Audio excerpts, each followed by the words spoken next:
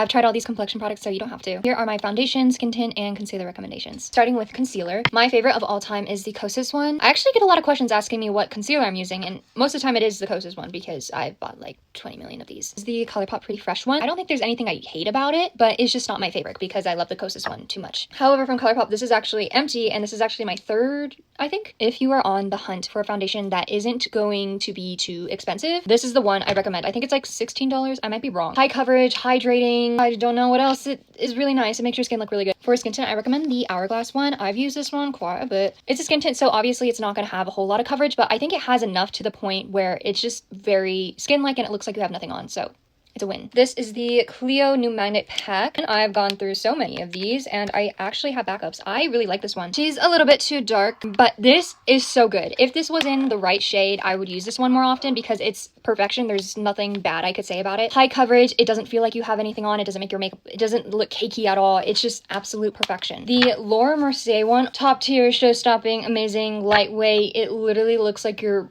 brushing a filter onto your face. This one is amazing. This is the Patrick Ta one. This one, very, very dewy. I don't always want that look. In fact, I don't think I even want that look at all. But it is very hydrating and it is very skin-like. So when I want a more natural look, I do go for this one. Obviously, I've used it. It's really good. I don't like the packaging though. It gets messy very easily. Very good formula. This is the foundation I received in PR. It's from One Size. I have my review up somewhere on my page. Now, if you have dry skin like me, if you get dry patches on your face, don't use this. I only use this when I don't have dry patches at all. But since it's the winter season, I do have dry patches. My skin is very dry, all the eczema and stuff, so I can't use this, but it is a really good foundation. It's full coverage. It just makes your skin look perfect. This is the NARS Soft Matte and the NARS Light Reflecting. I actually have the NARS Soft Matte on right now. These two are perfect. Perfect on their own, perfect together. I often mix these two because it just creates the perfect foundation ever. There's nothing bad